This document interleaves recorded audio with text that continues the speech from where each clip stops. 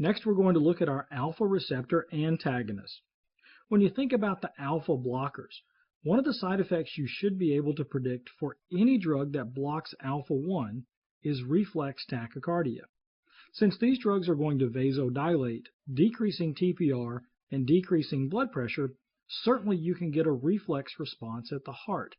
So let's draw a diagram. Let's look at this little cartoon and talk about that reflex tachycardia.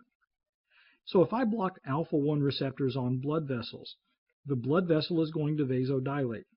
Pressure goes down, that leads to a reflex tachycardia activating beta-1s on the heart. But one of the things that limits that tachycardia is the alpha-2 receptor, which serves as our negative feedback receptor. So I get a reflex tachycardia, but it's somewhat controlled when norepinephrine feeds back to the alpha-2. So now you can explain why a non-selective alpha blocker, drugs that block both alpha-1 and alpha-2 receptors, can cause an even greater tachycardia compared to just an alpha-1 blocker alone. So a non-selective blocker, blocking both alpha-1 and alpha-2, would vasodilate, drop the blood pressure, cause a reflex tachycardia, but when the norepinephrine released from that nerve at the heart goes to feed back to the alpha-2s, those receptors are blocked. So I'm inhibiting my negative feedback. The nerve continues to release norepinephrine. So reflex tachy is even worse with a non-selective alpha blocker. There's a limited number of conditions where we can use alpha blockers. Hypertension is one, pheochromocytoma, and BPH, where in BPH we're trying to relax the smooth muscle to allow for easier urination. The first group of drugs that we're going to look at that are alpha blockers are those that are non-selective. The drugs phentolamine and phenoxybenzamine block both alpha-1 and alpha-2 receptors, and both drugs are used in pheochromocytoma. You remember that this is a condition where you've got a tumor of adrenal chromaffin cells releasing a lot of epi and norepi into the blood, causing hypertension, and so one of the ways to treat pheochromocytoma, especially prior to surgery, is to use a non-selective alpha blocker. We take advantage of their ability to vasodilate and lower the blood pressure in this condition. When I compare the two drugs, they have in common that they're both non-selective, but phentolamine is a competitive inhibitor while phenoxybenzamine is non-competitive. Perhaps an easy little trick for you is that when I compare these two drugs, the one with the shorter name has a shorter half-life, and it's also a competitive inhibitor because competitive is a shorter word than non-competitive. Phenoxybenzamine, the longer name, also has a longer half-life, and that's one of the reasons why we actually prefer this drug in the treatment of pheochromocytoma. I suppose if you get truly desperate and you're trying to remember what is that popular drug for pheochromocytoma, you simply count the letters in the name pheochromocytoma, and you realize the drug phenoxybenzamine has exactly the same number of letters. That's pretty cool. If you learned a rule of 10 for pheochromocytoma in pharmacology, let's call it the rule of 16, because there's 16 letters in the drug and the disease name. We have selective alpha-1 blockers. You would refer to these as the zosins: prazosin, doxazosin, and terazosin. These are all alpha-1 blockers that can be used for both hypertension and BPH, because alpha-1 receptors are found on blood vessels and they're found in the prostate. But we have one drug called tamsulosin that's spelled and acts a little bit different from the others. Tamsulosin is an osin, but not a zosin. What is special about this drug is that it blocks a subtype of the alpha-1 receptor known as alpha-1A. Alpha-1A receptors are found in high concentrations in the prostate, and therefore tamsulosin was designed to be more prostate selective and very good for BPH. But it's only used for BPH and not for hypertension. Make sure you read the question carefully. If you have a patient with both conditions, hypertension and BPH, the answer is a zosin. But if the question says you want to treat their BPH with minimal effects on their blood pressure, tamsulosin can be a better choice. We have one selective alpha-2 blocker to discuss, and it's the drug called mirtazapine. This drug is used as an antidepressant, and we will talk a little bit more about it in a later chapter. But let's say for now, can you rationalize the mechanism? I inhibit an alpha-2 receptor. That's like inhibiting an inhibitory receptor, causing the further release of norepinephrine. With more norepinephrine, that has benefits in treating depression. Depression, as you might recall, is a condition where you have low levels of two neurotransmitters, norepinephrine and serotonin, and all antidepressants are going to increase one or both of those neurotransmitters. Alpha-2 blockers can increase the levels of norepinephrine. Next, we will look at our beta blockers. When you think about blocking beta-1 receptors, we remember that beta-1s are found on the heart and the kidney. On the heart, you're going to see a decrease in the heart rate, stroke volume, and cardiac output. But on the JGA cells of the kidney, you see a decrease in renin release when you block beta-1 receptors. If you block beta-2 receptors, in many cases, you can get some side effects that are unwanted. Bronchospasm can happen in asthmatics. Vasospasm can happen in patients with vasospastic disorders. Many times blocking the beta-2 leads to unwanted effects, as we see here. But there are times when blocking beta-2 can be beneficial. For example, non-selective beta blockers are used in glaucoma because it's the beta-2 receptor that, when it's stimulated, increases aqueous humor production. So a non-selective beta blocker decreases the production of aqueous humor, thereby lowering intraocular pressure. We've previously discussed the metabolic effects of beta-2 stimulation. If I block beta-2, I'm blocking glycogenolysis and gluconeogenesis, so I lower blood glucose. Beta blockers can also increase LDLs and triglycerides by preventing the breakdown of triglycerides, and this is an action perhaps it's happening on adipocytes. It also may involve an additional beta receptor known as beta-3, but that's unclear at this time.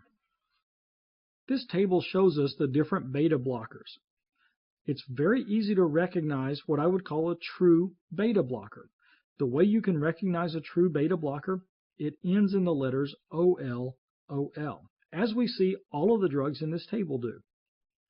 The next task for us is to decide, is it beta-1 selective or is it beta-1, beta-2, meaning non-selective? The easiest way to remember is to remember that if I look at the beta blockers that start with the letters A through M OLols are beta-1 blockers only. But beta blockers that start with the letter N through Z, in fact, remember the letter N for non-selective, those are all of my non-selective beta blockers. So acebutolol, atenolol, metoprolol, all beta-1 selective, whereas pendolol, propranolol, timolol, and maybe perhaps other drugs that you can think of, like a drug called nadolol, starts with the letter N. N is in the second half of the alphabet, N for non-selective. Nadolol is a beta-1 and beta-2 blocker. The second column here talks about the property of beta blockers known as ISA, which stands for intrinsic sympathomimetic activity.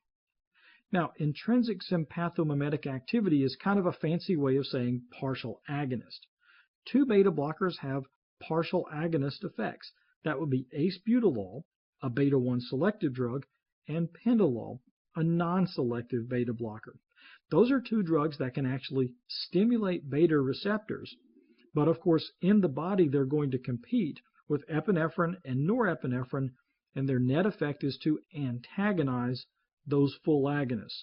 So they actually function as beta blockers, but they have the special property of being partial agonists.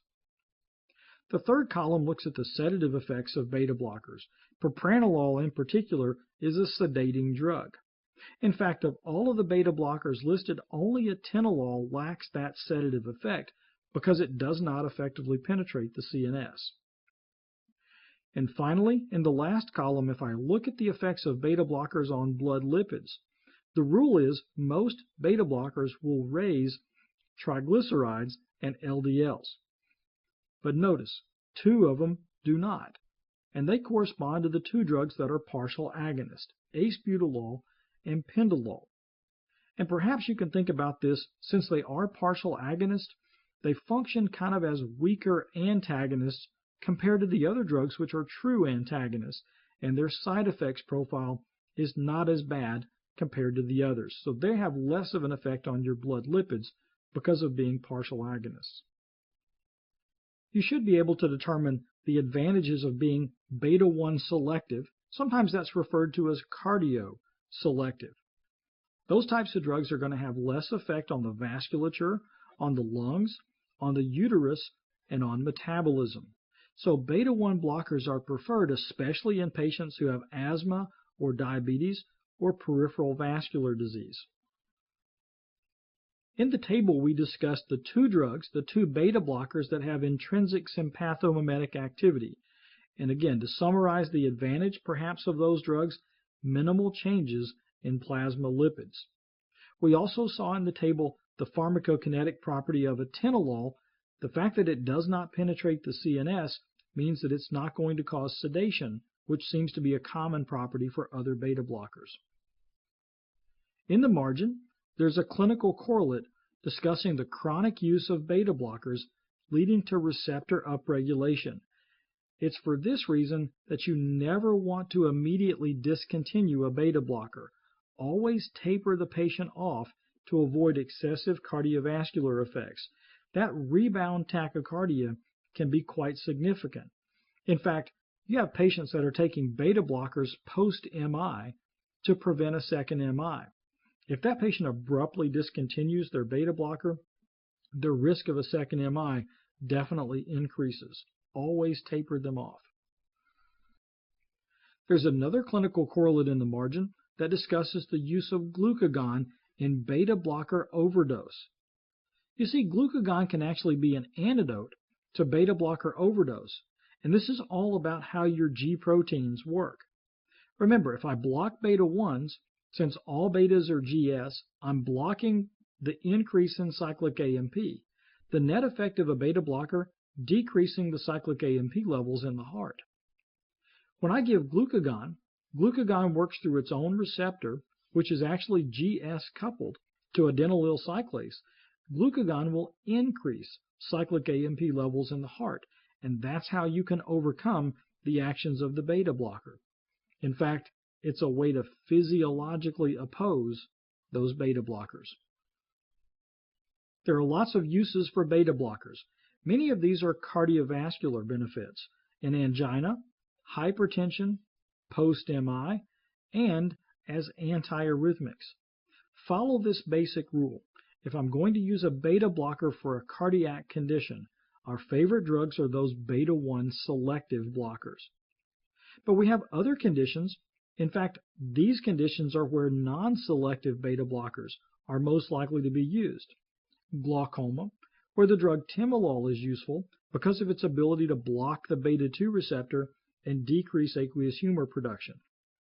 Migraine prevention, that's another popular use.